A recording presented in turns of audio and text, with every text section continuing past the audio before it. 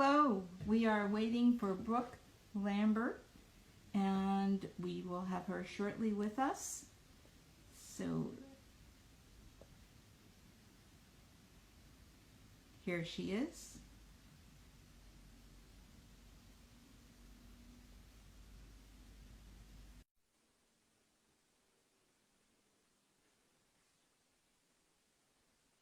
So I'm Susan Rostow with Akua, and this is Brooke Lambert, and you're from Massachusetts and one of our special professional artists with Speedball, our newest. So it's wonderful to see you, and thank you so much for coming in. And thank you so much. Oh, it's our pleasure. So, you are from Massachusetts, Boston area? Yeah, I'm originally from Maine. I live in Lowell, Massachusetts now. I went to school at Mass Art in Boston. Okay. So, I'm just curious how you got started into printmaking, because you're a painter as well, and you combine printmaking, and I love that about your work. And so I was wondering if we could start off by talking about how you got into printmaking. And okay. Yeah, great. So I went to school in Maine. I grew up in Maine, and I started printmaking in high school. I did a few classes where we really focused on like line of cut and things you can print by hand, because we didn't have a printmaking press in my school. But I was really drawn to it right away. I thought that it was a really interesting process. I liked that there were steps and you could really follow them. And I liked that there were kind of the ability to make layers and colors, and it was different to me than painting, less immediate and more thorough and thought out. So I really liked that about it. Then I kind of stepped away from that for a while, took a class at community college, and really fell in love with it from there, and then decided to pursue it in college when I went to University of Southern Maine. So then I transferred to Mass Art after that, and that's when I really started pursuing it more professionally. So. And your favorite is collagraph? I see that you do a lot of collagraph paint. So can you talk a little bit about your collagraph process? Yeah, definitely. So actually I brought some kind of things in with me that I can show. Oh, great. So I brought a lot of stuff to show. So if that's okay, I can have some kind of props with me. Sure. But yeah, so collagraph, to me, I never really knew about collagraph at all, actually, until I went to Mass Art. And when I went to Mass Art, I studied and I studied there, and I learned about collagraph from this artist named Choco. His real name is Eduardo Roca. He goes by Choco. He was an artist from Cuba who came to the school, and he taught us the process. It was amazing. He spoke no English at all, so he did this completely just by gestures and hand movements. So it was really amazing. And this is actually the first collagraph I ever made with him. So this is the plate itself. So it has, you can kind of see like different textures, shapes that I made on it.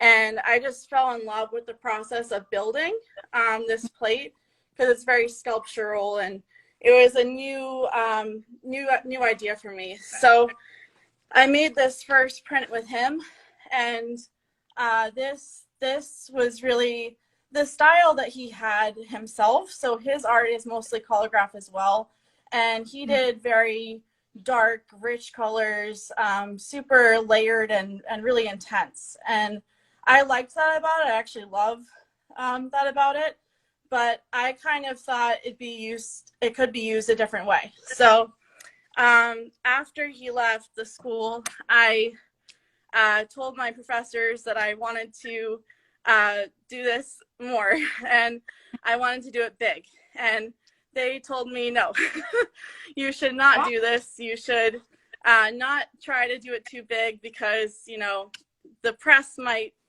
break or something bad could happen. No one's ever done collagraph big before. And I just thought that was silly, and you know, why would the press break? It's the same thing but bigger. So I decided not to listen and made this first very big collagraph, which I can show you. I'm gonna see if I can turn around my camera. So this is the first collagraph I made Wow. in mass art, and I printed it, and it turned out that I was right, and it did work. So that was cool, and went on to print many more big collagraphs, large scale. This is the biggest size that I've made to date. That's 24 by 36. So yeah, so basically I learned that kind of taking risks is really important, and doing something different can be good. I also adapted the process, and you'll see more of this later when I do the demo that we talked about, but I adapted the process to really have a very transparency, like not so thick and dark, but so the light of the paper could shine through. So I can talk about that later, but. Sure. Okay. So do you want to do your demo, or do you want to No, talk? you can keep talking. This is great. Yeah. Okay, great. So I was curious how the pandemic influenced your work. Yeah. So I think like a lot of artists were kind of worried during the pandemic that we wouldn't be able to really keep working in the same way we have. I think that especially for printmakers, printmaking is a very collaborative activity usually. Most of the shops I've worked in have been shared shops, so working with other artists, and so I was kind of scared, honestly, that my wouldn't be able to continue printmaking, and I'd have to try new ways of making. But I actually found the art center, which is where I am right now, during the pandemic, and was able to be in here alone and actually do my process, and found that I made a lot of art during the pandemic.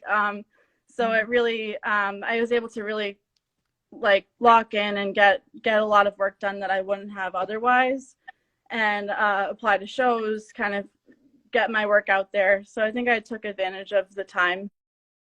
That's wonderful. So you had the whole space to yourself. Other artists work here, so there's about 10 of us right now. Okay. But the space, I can kind of show you the space a little bit, but it's not that large. This is the whole area. So usually artists can book it to be in here, you know, once at a time or 2 artists at a time. It's really up to the artist, but we have a schedule where we can book it, you know, per hour. Yeah. So what are the materials that you're using, and why do you select? So I use a lot of recycled materials. All my materials are recycled. I really believe in that reusing and sustainable process in art. So I can show you on a plate, but I use gesso to attach my materials to the plate. So I have lots of like string.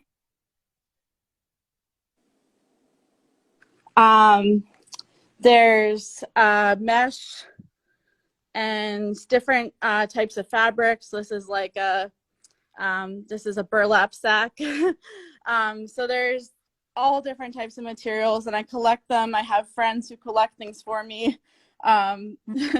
My mom, my mother-in-law, lots of people just collect stuff and give it to me.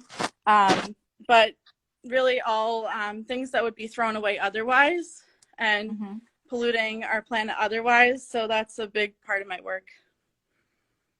That's very interesting. So you're using material that you also work with on a conceptual level as well. about your work? Yes. Yeah. So most of my work has to do with the ocean and underwater, has to do with nature.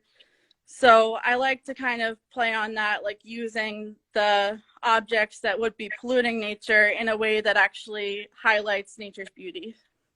Mm-hmm. So, That's yep. wonderful. Thank you. So you're using Akua Intaglio ink? And I am. I'm using Akua Intaglio ink. I have some of it here. So I use the transparent base mm-hmm. a lot, and then I add, depending on whether I want it to be thick or thin. So I add for thinning it, I add the blending medium, and for thickening it, this is an old container, but that's magnesium carbonate. So if I'm rolling up my plate, which I sometimes do, then I'm using it to thicken it. If I'm painting on it, I use the blending medium to thin it. Mm-hmm. And I add pigment. I have the Akua Inks colors sometimes, but I also have raw pigment that I sometimes add to the transparent base. Yeah. That's great. So you're also teaching, and is this the same process that you use when you're teaching? Yeah. So I don't actually teach collagraph currently. I do teach other processes.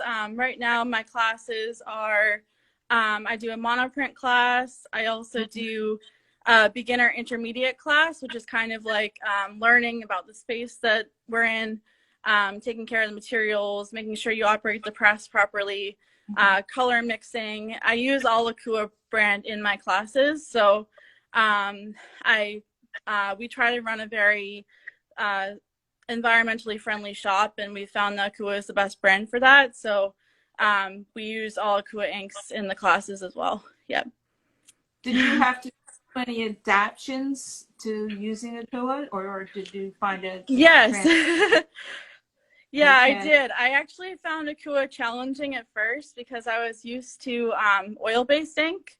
And I think I've heard other printmakers kind of have similar struggles when they first tried it because it's very different. Akua is obviously but soy-based, so it definitely reacts differently with the different mediums and chemicals that you'd use for oil-based. So that was actually a pretty big learning experience for me. But I've actually found that I can get really the same amount of depth and texture and really like the transparency that I want also from Akua that I could with the oil-based. So I'm, converted. So I try to teach other people that they can do that and also, save their bodies, their hands, and, protect the environment more with that process. So what did you have to change? Was it the way you would wipe a plate or the way you would treat paper? Yeah. Cleaning takes way longer with oil-based. That's one thing. But also in terms of the actual printmaking itself, I used to have to really use a lot of 00 plate oil instead. So like that's kind of the replacement that I have for the blending medium. I used 00 plate oil to make my ink thinner, and also transparent base. I use graphic chemical and graphic chemical also pigment, but because of it's a lot more work. Basically, it's a lot harder, a lot more muscles to actually get the ink into the plate and print it. I did find the difference once it's printed. You can kind of see, this is a oil-based print, just to show you the difference. I don't know if it'll show up super well, but this one's oil-based, and you can kind of see it has almost like a shiny texture a little bit to the ink, and that's a much different texture than some of my Akua brand, which it really kind of seeps into the paper and is much more matte and smooth. So for me, that was a real difference I noticed right away. My biggest concern when I first started is that it wouldn't resist the painting I do over my prints. I paint over my prints with gouache, and I was afraid that it would kind of blend too much. But because of the soy being different than water-based, it actually does have that resist still. Okay. So you're painting with gouache on top of the Akua? And do you find Yeah. some colors might smear a little more than other colors, or is it pretty consistent with the down the No, line? I wait for it to dry first, like really. Yeah, I wait for it to dry first. So once it's set and because of the embossment, it sits pretty far down in my paper. I can paint on top over the top, and it does not blend at all. Yeah. Oh, that's good. Okay, so there's Yeah. really no struggle from that change. No. I wasn't sure without having tried it. I was skeptical, I guess is what I'm saying, but it works completely great. Yeah. Well, that's because the intaglio ink is not water soluble. It's water based, but it doesn't dissolve water. And once it's dry, it should be fine. And to clean up, you do need some soap. So it's different than something totally water soluble like watercolor. So I could see that working well for you. Yeah, it works great. It works really well. It was a really cool discovery. Yeah. So are you teaching monotype with the intaglio, or are you using the liquid pigment, or both?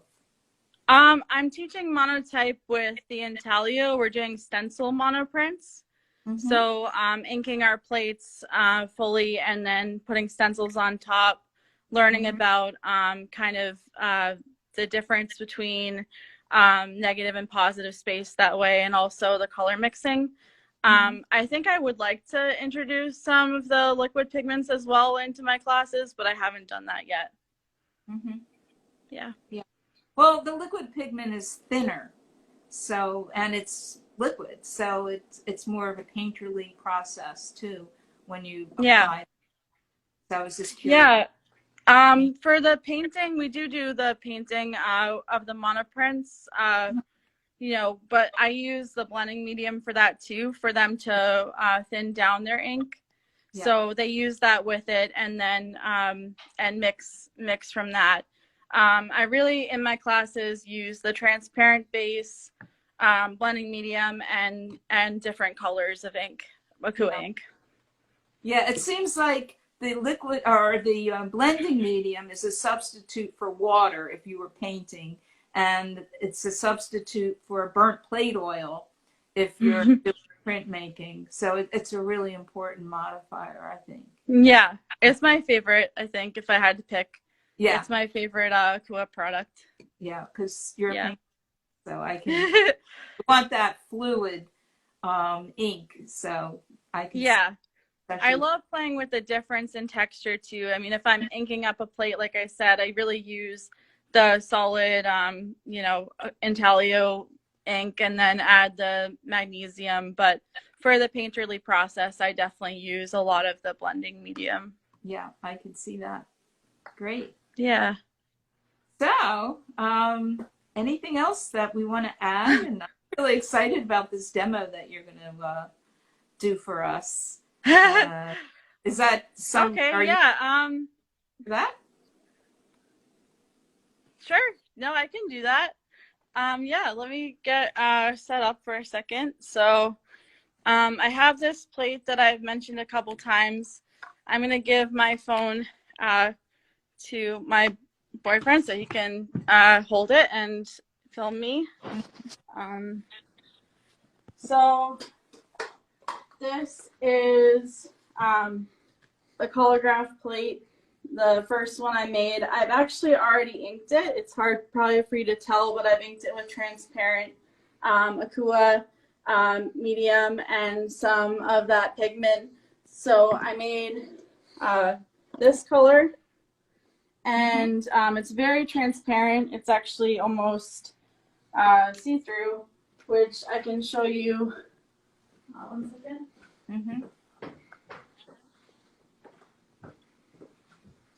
So,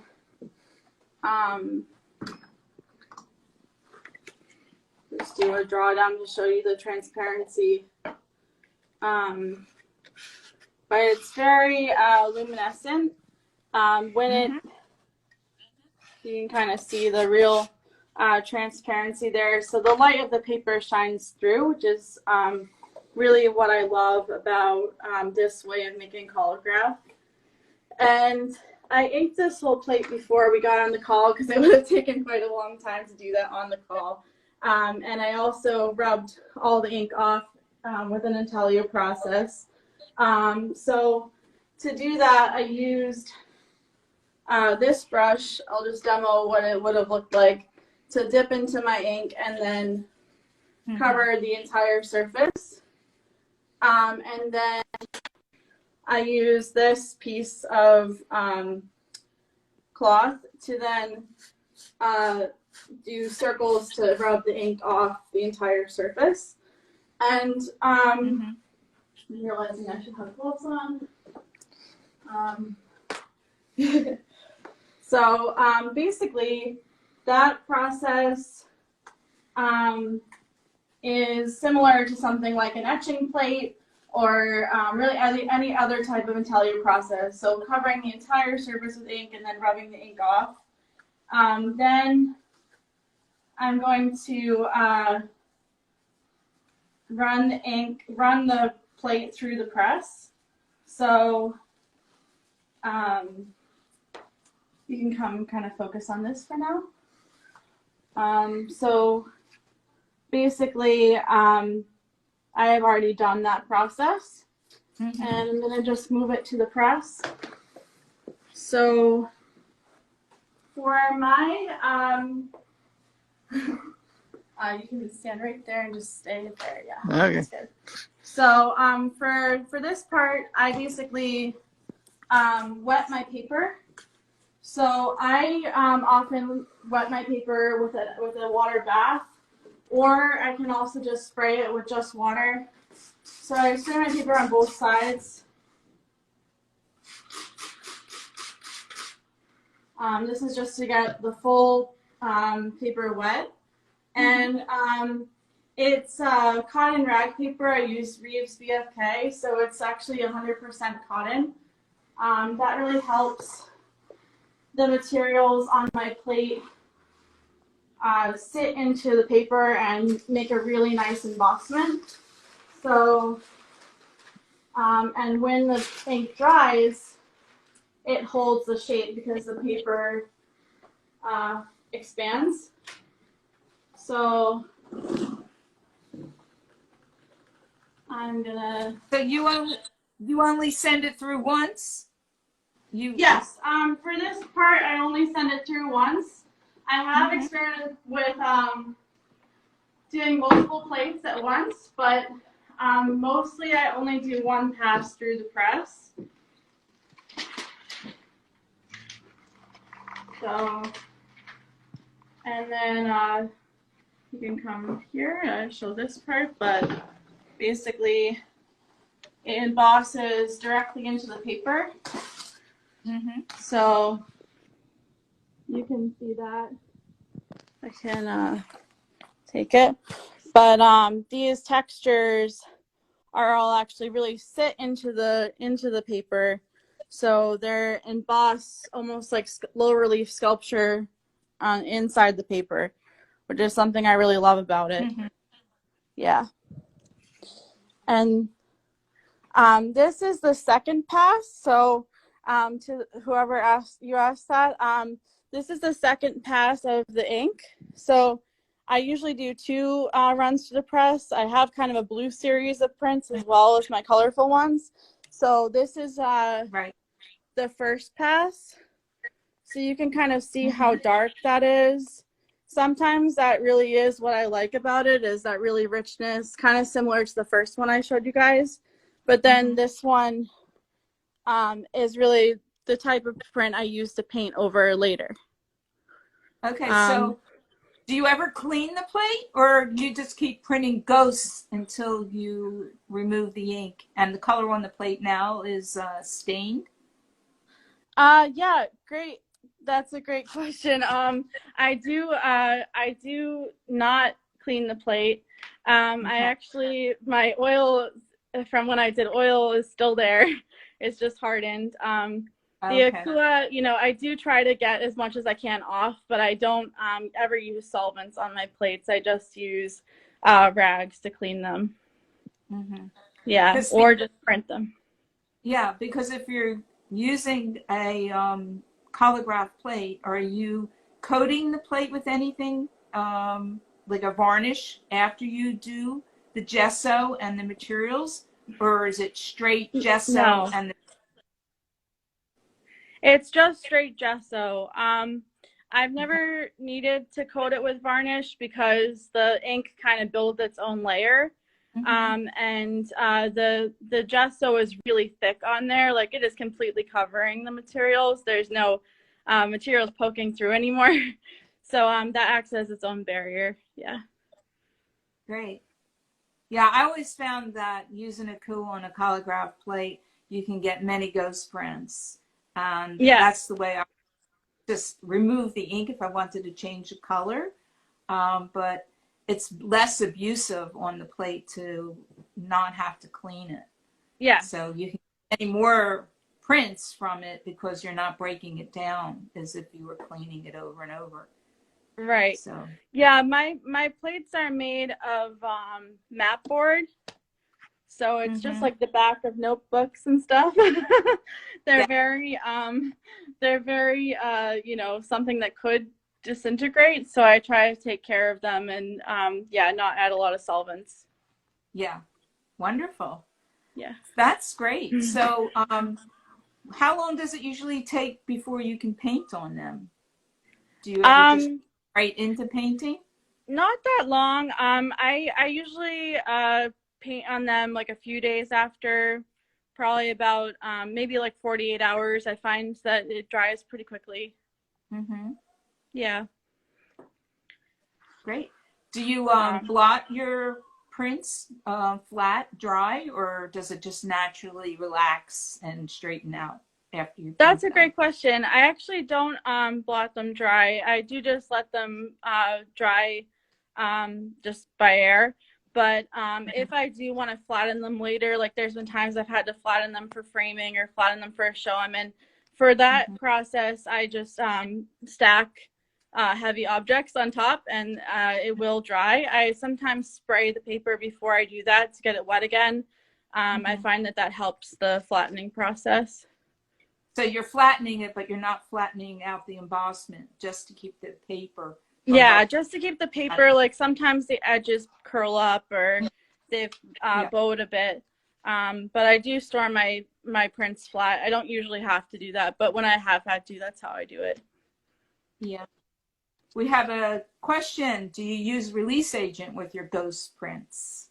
No, I don't. I kind of like the variation I can get in the different levels of kind of like Susan was going from the darker to the lighter to the lighter. I usually can get about 2 ghost prints out of a first print and 2 ghost prints out of one inking. So I don't need to use the release agent. I kind of just let that process go. Yeah. Well, I think it would give a different look. And so it's not that you can't use the release agent. Yeah. It's more that's your preference not to use the release agent. Yeah, right. Using the release agent would give it more of a like a wet on wet watercolor look. I think. Yeah. So you're after more of a sharp image. And that's cool. Yeah, no, I think maybe I'll try that at some point. It's not a bad suggestion. I've never done that. But yeah, I do like kind of the specificness. Like I'm really going for you know, crisp lines and textures. So yeah. It's also interesting because if you're using the release agent on a collagraph plate, when you go to roll, because typically you roll the release agent on. So if you're rolling the release agent, you're just going to get to the top areas. And you have the intaglio, you have the concave and the convex areas of the plates, right? Yeah, so depending on how I'm printing it, the way that I showed you, I do, yes.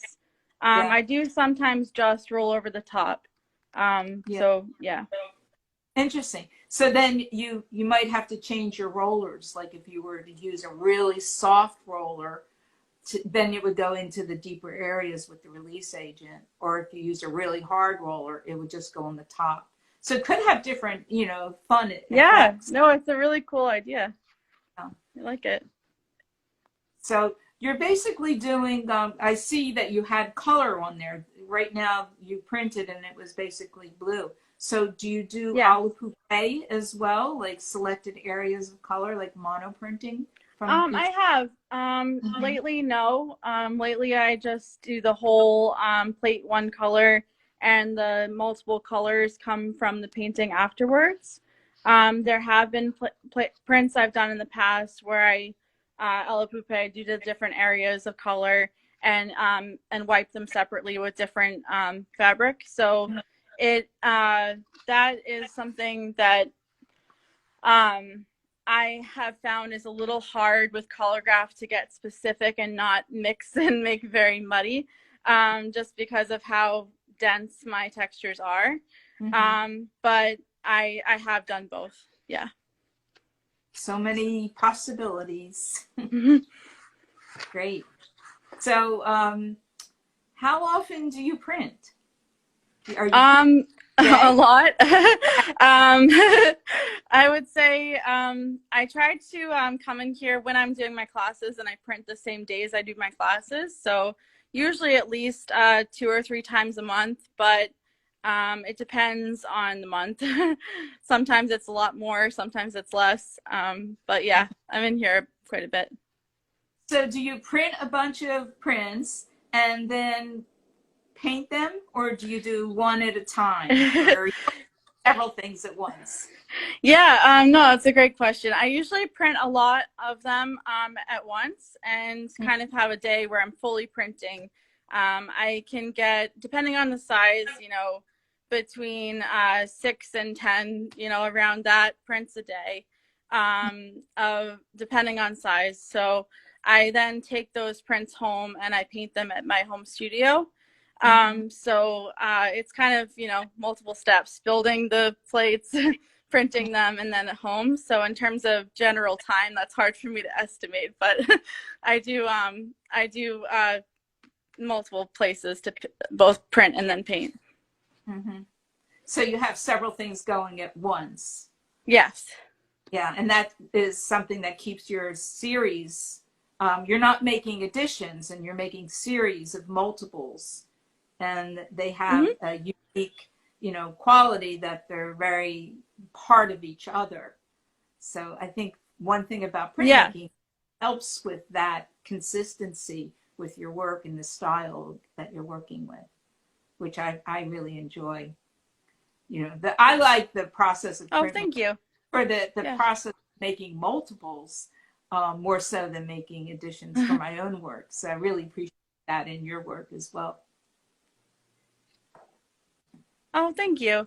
Yeah, I like being able to make each one unique. They are printed, like you're saying, from a central matrix. So, every print that I make of this plate is from that plate, but then Mm-hmm. I paint them and ink them differently. So each one really is its own. Um, I can show some prints if you want while we keep talking. Do you want me Yeah, to do that? love to. Yeah, Okay. I have one question. Okay. So your plates are so gorgeous. Do you ever, like, after you print as many as you want, do you ever continue painting with like gouache or acrylic or something, and then have the plate become the art? Oh, that's a wonderful question. I'm actually in the process of trying to figure that out. Currently, no, I don't show them as their own thing, but I love them. I almost sometimes love them more than my prints, if I'm being honest. So I love the sculptural quality and the plates. I think a lot of printmakers fall in love with their plates, but I would like to show them as their own thing, and I'm currently trying to figure that out. So. Yeah, they are beautiful. So I can see that happening. Your next Thank you. move. Great. Yeah. Very rich. And I love the combination of the gouache, which is opaque, and the Akua, which is very transparent. And I can see, if you're into the layering, how that layers, and the nice, you know, quality from opacity to the transparency. Yeah, thank you. Yeah, that's really important to me, is the difference between the two. And I actually picked gouache because it's kind of like that, even though it can be very opaque, it also can be transparent if you add a lot of water. So I use both. I really do both. Use gouache kind of as a watercolor, but also as a true gouache opaque. So depending on how I use it, it really has like a difference in that quality. So like on this one, you can really see like the textures coming through. That's all printed, but then like the gouache here is kind of transparent, but you know, other areas I've made it pretty opaque. So I do change it a lot depending on depending on how I'm using it.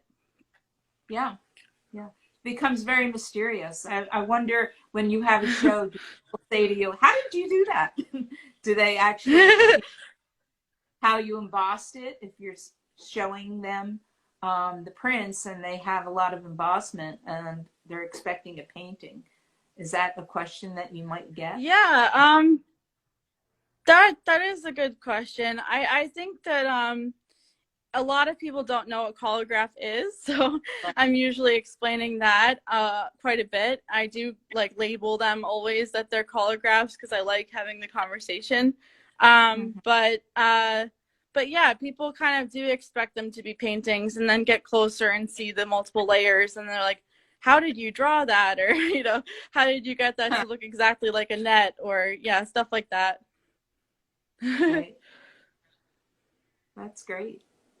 So, are we going to see some more prints or paintings? Yeah, or? would you like to? Okay, yeah, I brought quite a few paintings. Yes, let's see them. Okay, hold on a second. Okay. There you go. Okay, so I'm gonna bring them actually. No, this is good. So we'll do it right here. These ones are all 24 by 36, or so they're this bigger print plate size. This is not the same plate. I have multiple plates. I have, at this point, dozens of plates, but this is a horizontal print. This is Metamorphosis. That's a recent one. I made that in 2021. This is another one.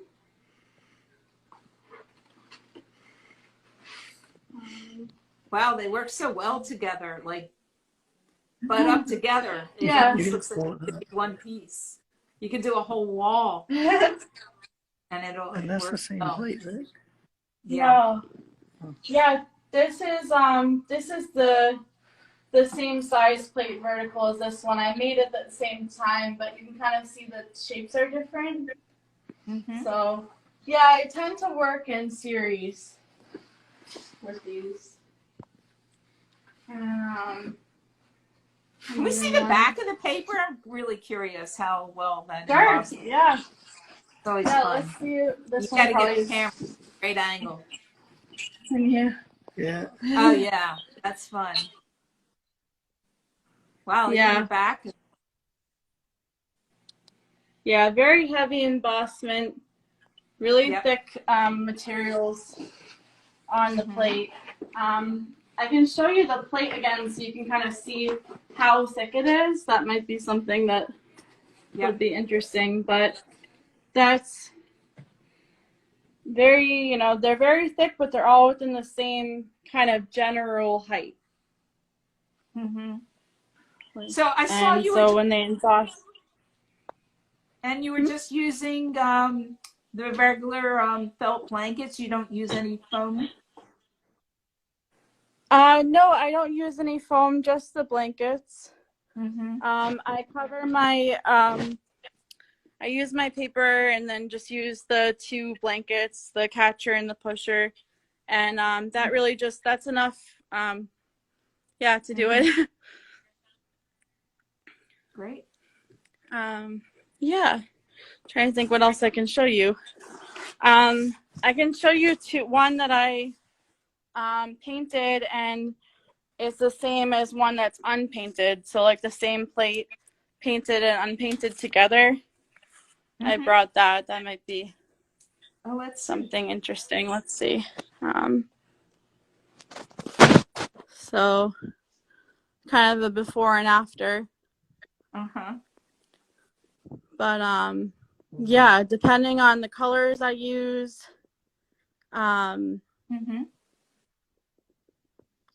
yeah, depending on the colors I use, like for this one I used dark green. You can kind of see like that's the colors I used right there. For this one, obviously it's pink, but they have different effects. Yeah. So that's something. And I try to leave, like I said, the lightness of the paper so that the paint can shine through.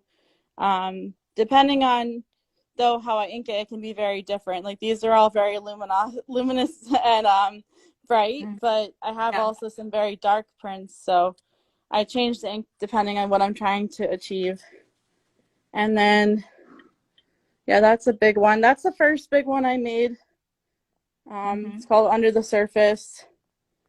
And that's behind glass. Yeah, this isn't behind plexi right now. It's just how I could get it to stand up. I was trying to have it stand up so you could see the plate with the print. But yeah, this is the plate and then the print next to it.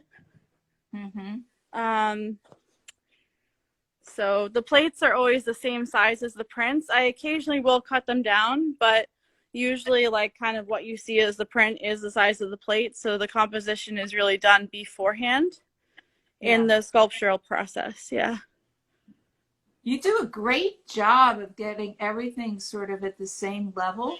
I think one of the problems with collagraph plates is sometimes some fabrics are higher than others, and then you have to set the pressure for the highest, and then you wind up losing the lower areas. But you really mastered that whole sort of consistent up and down and Thank you. Yeah, that comes from trial and error. Yeah, of course. I tried a lot of rubber bands because I thought that the circle would be really cool, but the rubber bands fall right off. There's just certain things that you'll try and then they won't work and you'll try something else. But I actually like that about printmaking. I think that printmaking is all about experimentation, and I genuinely learn something new every time I do it. So it's kind of fun for me to try different materials. Absolutely. And I think when you love the materials that you're working with and they really have meaning to, what you're working on, that it really shows in the work. And I think that's the most important. Thank you. Really love everything that you're touching, the smell, the feel, the whole process. That really comes through in the finished artwork. So thank you. And your colors really, they're very lively. Thank you. Yeah, I do love it. I mean, I think it's interesting. Someone asked about, if I was going to show my plates, because that's kind of, I mean, I love every part of the process. Like I love the building, I love the printing, and I love the painting. So I actually really feel very lucky. I found something like that could give me 3 different, experiences within one process. Yep. Well, when I started out with collagraph, I loved the plates so much. That's what got me into doing book arts, because I was using the prints inside, and then I used the plates as the covers for the prints. Oh, cool! And when I bound them, so I highly encourage you to, or everyone, to use those plates. Once you're finished with them, they're really works of art, especially when they have the ink on there and, they become so dimensional. So, yeah, the plates are great. Yeah. And that's really cool. And when they go through the press, they're really merged with the mat board. Like those they're not going to fall off once they go through Oh that yeah. press. So Yeah, it's kind of funny because people ask me, one thing people ask me a lot is like, don't your plates fall apart, you know, after using them in the press? Won't they just disintegrate? And it's actually funny because like you're saying, like they get so much stronger each time and they almost become more solid. So yeah. Yeah, yeah. And then they even out and they love the press. Yep. That's great. So you so you print and then you take them and then you paint and you do a beautiful job at it. So I'm really impressed with what you've been doing. It's really fun watching your reels and seeing you in action. So where else are you teaching? Tell us about your teaching. What do you have coming up? Do you have any workshops coming up that you let us know about? I do, yeah. Yeah, there's a couple more. I do have quite a few workshops coming up. I hope I can remember the dates, but I can tell you where to find all of them. I'm teaching a botanical prints class in this space on November 30th from 6 to 8 p.m.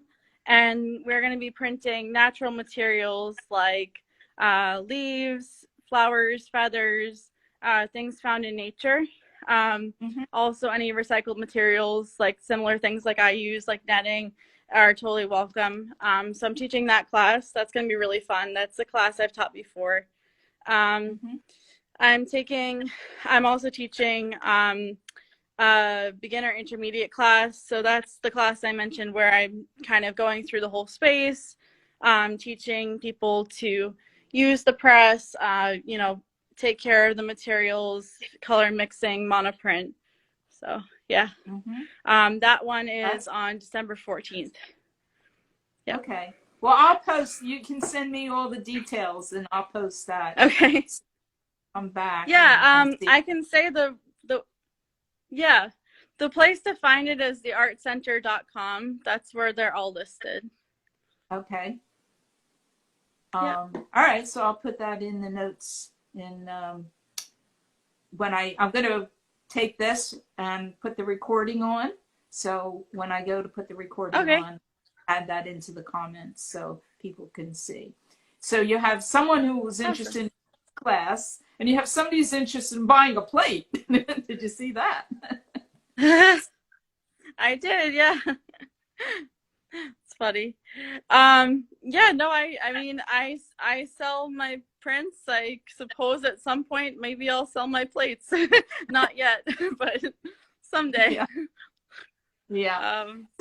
So you have some upcoming solo shows I see for 23. Do you want to mention anything about that? Yes. In March I have a 2-person show. That's going to be a really nice big show. I'm making all new work for it.